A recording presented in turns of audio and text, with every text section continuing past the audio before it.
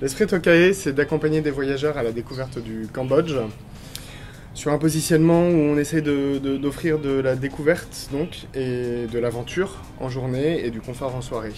Parce qu'on aime bien les extrêmes, on aime bien pousser un peu nos voyageurs là où ils ne s'attendent pas forcément à aller, et également leur proposer du confort au niveau de l'hébergement, parce que le Cambodge aujourd'hui propose énormément d'établissements de qualité, des petits établissements avec un nombre de chambres tout à fait intimiste et beaucoup de charme, beaucoup de caractère, et on aime bien proposer ça à nos voyageurs.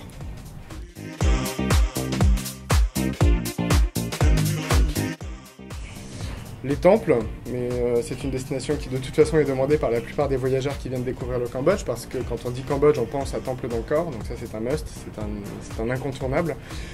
Les coins que je recommande particulièrement sont également la jungle pour les voyageurs qui aiment l'aventure. On a la chance d'avoir encore des forêts tropicales denses ici au Cambodge, avec des possibilités de trek sur plusieurs jours, plusieurs nuits pour ceux qui veulent dormir en jungle, en hamac et vivre un vrai moment d'aventure. La côte est très belle et elle a l'avantage de proposer un arrière-pays, notamment sur Kep et Kampot, qui est très riche, avec des marais salants, avec les fameux champs de poivre de Kampot, qui est réputé comme étant le meilleur poivre au monde, avec des caves, avec des grottes, avec des possibilités de faire du sport, de l'escalade, de la via ferrata, des choses vraiment sympas. Pour la culture, la ville de Battambang, deuxième ville du pays, qui, contrairement à Phnom Penh, n'est pas dans une effervescence et dans un dynamisme qui ne s'arrête jamais. C'est une ville où il fait très bon vivre, où les gens prennent le temps de faire des choses calmes.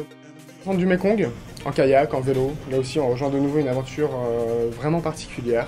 Ouais, vous l'aurez compris, en fait il y a beaucoup de points sympas que j'ai envie de vous recommander ici au Cambodge.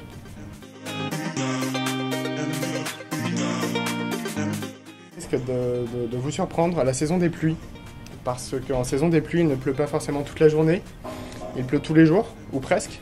Mais souvent c'est une averse qui va durer 1 ou 2 heures et le reste de la journée c'est grand soleil et un climat qui permet tout à fait de découvrir le pays. L'avantage c'est qu'en saison des pluies il y a de l'eau évidemment et du coup la végétation est luxuriante, les rizières sont vertes, la population est beaucoup plus sereine, on a moins chaud, il y a moins de monde, les couleurs sont plus belles, la lumière est vraiment éclatante et c'est la saison que je préfère ici.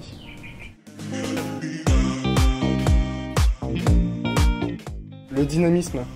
On est dans un pays qui a commencé à se reconstruire il y a quelques années, qui est en pleine explosion économique, touristique, à tous les niveaux.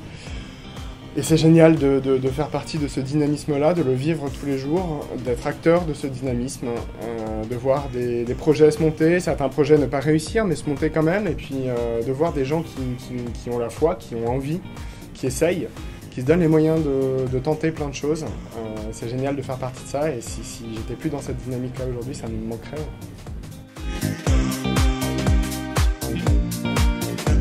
Il y a énormément d'anecdotes que j'ai vécues ici. Je ne vais pas forcément mentionner le fait d'avoir goûté tous les plats les plus improbables les uns que les autres, les insectes, le fromage khmer, on en reparlera quand vous viendrez. Ouais, quelque chose qui m'a particulièrement marqué, c'est le tout premier accompagnement de voyageurs que j'ai fait, qui s'est passé pour ma part en plâtre et en béquille.